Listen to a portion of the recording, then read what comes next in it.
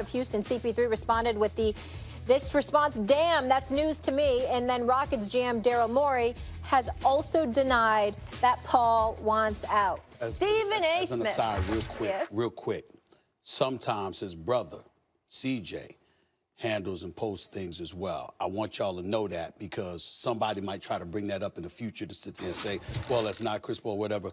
I mean, they're brothers. They know each other very well. When his brother speaks for him, that's Chris Paul. And it's not State Farm brothers. It's actual brothers. It's actual brothers. You know what I'm saying? Like, yeah. You know, good people, too. Good people. But I'm just telling you. I mean, they're that tight, so. Here's what I want to know. This thing's changing all around the NBA, free agency, yada, yada. CP3 going to be on the Rockets next season? I think he will. I think he will. I think he will because I think it's very, very difficult to move his contract. I think when you see folks bringing into question his health, he played 58 games each of the last 2 seasons. That means he missed 24 games each of the last 2 seasons. That's 48 games missed. Playing in 116 out of 164 over the last 2 seasons. He only missed 2 playoff games, but those were the 2 critical, pivotal playoff games that some people believe, not me, but some people believe, cost the Houston Rockets the championship because I thought they would have lost to Golden State anyway. That's just my personal opinion. I'm one of the people who thinks they would have won. But what I'm telling you is that he's missed 48 games over the last 2 years, and I already read you the numbers early in the show in terms of him making 35, 38, and then, $41 million or $44 million in the last year. I'm sorry, 38, 41, and then $44 million if he exercised that option in the last year of this deal, which he undoubtedly will in my estimation. And so when you look at it from that perspective, it's not impossible that he can be moved, but I find it to be highly unlikely. There is an exception potentially, and I'll break that down after Max speaks. I don't think he'll be on the Rockets to begin the season. Okay. I'm here a lot of the time. A topic comes up on the show is, does Steph Curry deserve criticism? And I'll say yes. Oh, he's anti-Steph. Or does James Harden choke? Yep, he does in the playoffs. I'm anti-James Harden. No, I'm not. James Harden's a great player. He doesn't have to choke in the future. Rooting for him. Steph Curry is amazing. So I've said a lot of things about Chris Paul. He's no longer a great player. Oh, you're hating on Chris Paul. No, I'm not. I'm just telling you what I see. Chris Paul's still a really good player. The problem with his contract, Stephen A., as you said, 3 years from now, he's making $44 million. He's 33 and slowing down now. He'll be 36 then. But does that mean there's no team who would take him? No, I don't think so. There are teams who are in positions now of high leverage, meaning maybe we'll foot the bill. It's like a tax bill we'll pay later on in order to get the value from a very good player now. How would Chris Paul do on the Lakers, Stephen A., with LeBron and AD? It would be lovely. I'm saying that if Kawhi goes to the Clippers, they win. If the Lakers got Chris Paul, maybe I would say over the next 2 years, they're going to be really, really tough to beat. 3 years from now, it's going to be a mess. But over the next year and a half, 2 years, really tough to beat. So I think there are teams out there who will look at Chris Paul and say, we're going to have to pay that bill later, but right now he's still really good. And you can get him for a song. You can get him for probably just expiring deals if you have him.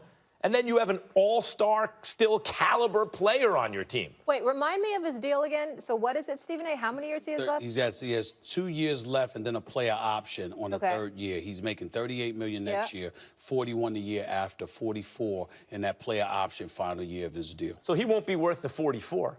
But if you're at a high leverage moment and you're a team, would you pay luxury tax and $40 million a year over the next 2 years to put you over the top? Let me throw this out as a potential option for you.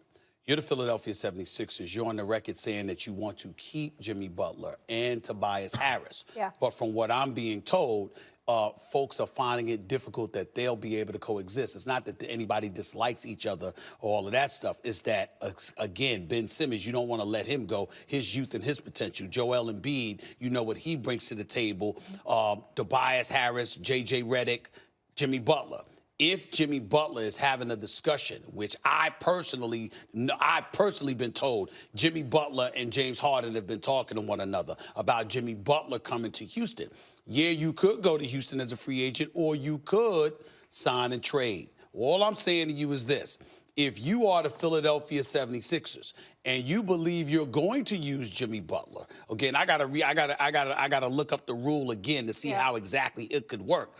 But considering the kind of money that Jimmy Butler is going to want, if I'm the Philadelphia 76ers and I can get my hands on CP3 to run that offense. By the way, I agree, because you can take, now you have Ben Simmons. That's right. Learning the game from Chris Paul. If Ben Simmons has a problem in terms of work ethic compared to the best players in the league, that'll get fixed if Chris Paul is on it. But why do you think Philly would take that contract? Well, first of all, that's again because if you're going to pay Jimmy Butler, okay, Yeah. but Jimmy Butler is interested in leaving, then excuse me, you got a Chris Paul, and here's where the Ben Simmons Chris Paul angle works.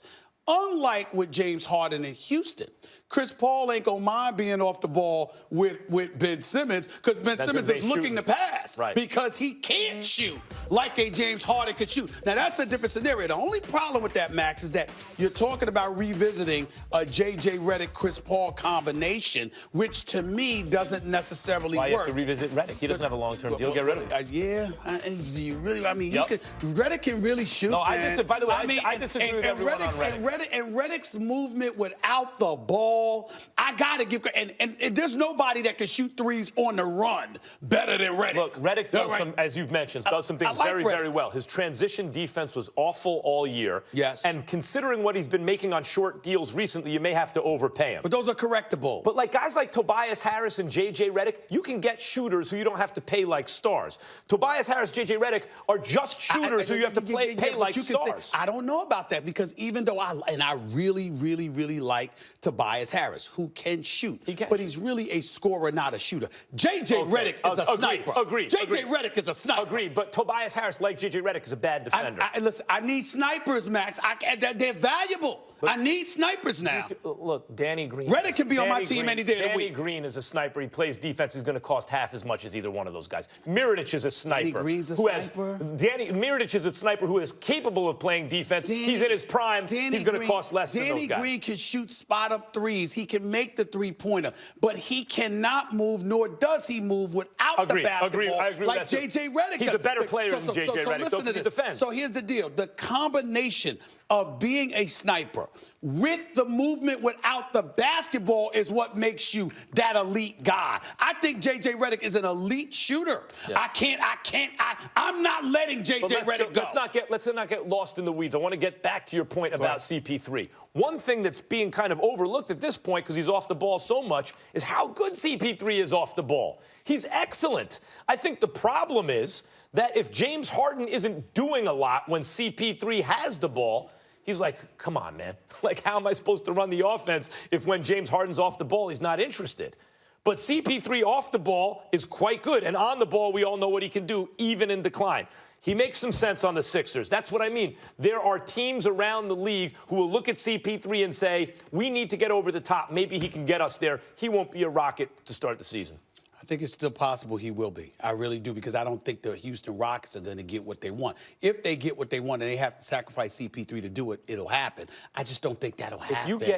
I don't think that'll happen. If you get cap relief in the form of an expiring deal, one serviceable player, maybe a draft pick. You pick, said you don't think Chris Paul is going to be a Rocket next year. I think there's going to be some team that could. It's a big domino. That could use him. Yep. Okay. JJ Redick, by the way, last year did $12.2 million last year, vastly underpaid.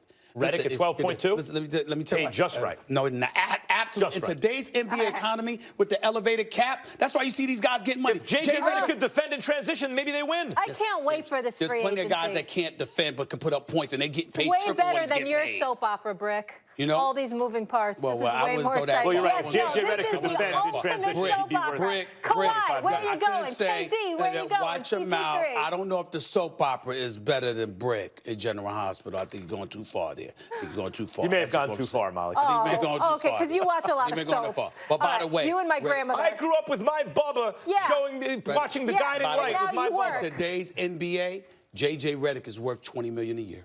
Okay. In today's NBA, yes, he is. All right, let's let the JJ Redick combo go. This isn't the topic in the show, everybody. All right, when we come back, the odds for next year's NBA MVP are out, and you won't believe who Max Kellerman, oh boy, says will win it. Max, are you going to make people mad?